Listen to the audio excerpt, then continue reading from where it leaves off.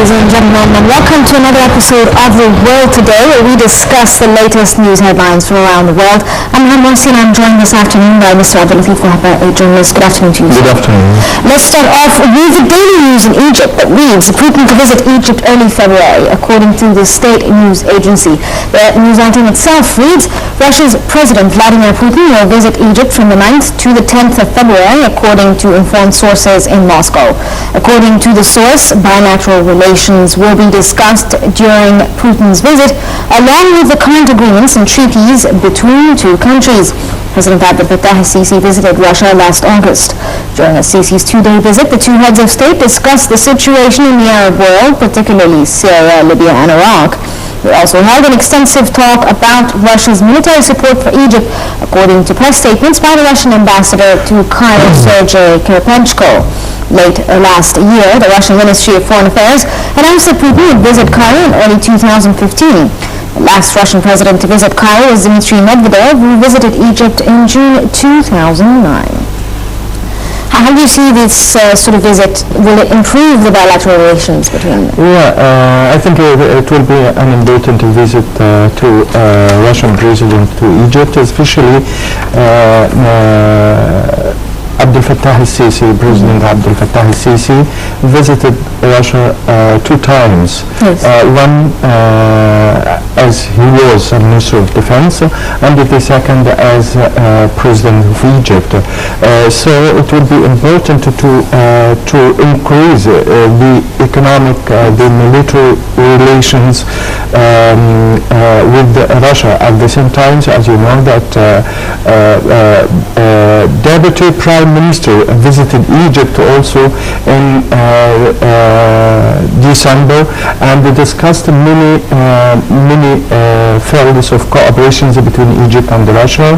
As you know, that Egypt is trying to reach a deal with Russia to import natural gas, yes, and also to increase at the same time the Egyptian imports from Russian wheat, and at the same time we have a deal with the Russian to increase the level of the Egyptian export to the Russian markets at the same time, especially agri-products and fruits and so on.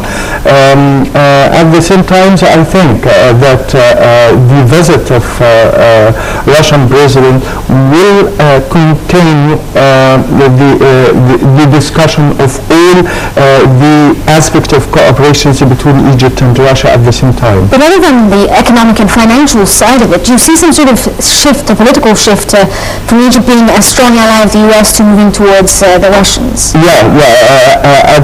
I think we'll discuss at the same time the political situation in the Middle East, especially in Iraq, Syria, and Libya at the same time. As you know, that Russia has a great influence upon the Syrian regime, yes, and they can reach at the same time to a deal between the two countries if the Russian convinced the Syrian regime to go to dialogues, and also at the same time to convince the opponents, the Syrian opponents at the same time.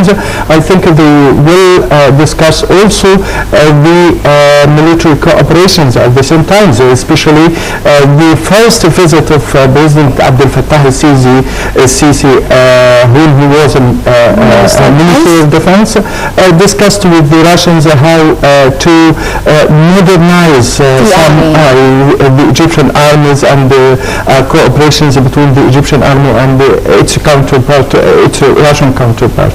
What about America in this situation? Are they going to be?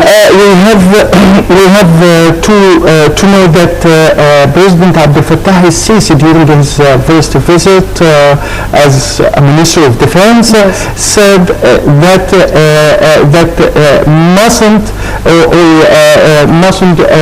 express that we have a new but Egypt tried to make a diversification with its foreign relations replaced it with the East and so on. And at the same time, we haven't to depend on traditional ally. We have to find a new alliance in the superpowers and in the world. We went to the Russian and also at the same time to the Chinese at the same time. And also President Abdel Fattah al-Sisi visited some European countries. So it mustn't explain that we are going to replace one for the other. Okay, let's move on to the Washington Times that reads Israel's Netanyahu defends U.S. Congress address. The news item itself reads Israeli Prime Minister Benjamin Netanyahu defended his decision to accept a controversial invitation to address at the U.S. Congress that has sparked a bitter row with the White House. Netanyahu was unrepentant as he met with ministers at Israel's weekly cabinet session. Last week, Netanyahu said he would be addressing a joint session of Congress on the alleged Iranian nuclear threat on March 3rd. 2 weeks ahead of a snap election in Israel. The invitation was extended by House Speaker John Boehner, a Republican and prominent adversary of U.S. President Barack Obama, and it was not coordinated with the White House and a radical departure from protocol. The move reportedly infuriated the Obama administration, with officials saying he would not meet with Netanyahu, citing the proximity of Israeli elections. First of all, why would Netanyahu choose to take a different channel than through a White House? He tried to put Obama in a dilemma. He intended to visit Washington before the Israeli elections, and at the same time to show to the Republican that to make the Republican criticized Obama at the same time if he met with Netanyahu. And we declared, or the White House declared that President Obama will not met with Netanyahu or his vice and at the same time the vice president. But we have to know that Netanyahu is trying to find a support for his policy, for his. America has been backing up. Of course, but you know that the support sometimes it changed from the Republican. The Democratic sometimes if they are in elections. At the same time, I mean, like the Palestinians have tried to join the International Criminal Court, and they have tried to do a lot of other things in the Security Council. And America has managed to veto these ideas. They used the veto against the Palestinians at the same time, but I think Netanyahu is trying to find the support of the Jewish lobby in the American administrations, and at the same time to face his counterpart inside Israel itself. If we read it, we can discover that the White House refused to discuss, or some of the American officials refused to discuss the Iranian issue with Netanyahu because he wanted to make an escalations in the Middle East or to make attack against Iran at the same time. But the White House is in contact and in negotiations according to the United Nations and the Security Council with the Iranian. So you're saying that basically Israel is fearing that there might be a peace deal between them? Yeah, of course. This is a big problem for them. Okay, let's move on to the next item from the China Daily that reads Daesh confirms execution of Japanese hostage Haruana Yakoa. Daesh Group's radio confirmed that the militants have executed Japanese security contractor Haruana Yakoa following the release of a video announcing the hostage's death.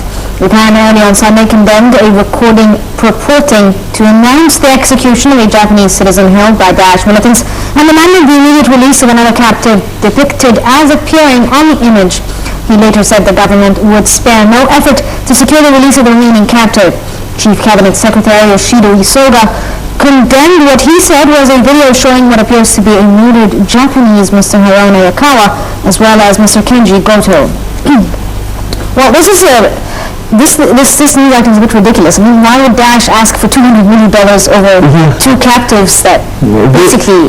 this means that they are not fighting as for what they call the Islamic states, but now they are trying to make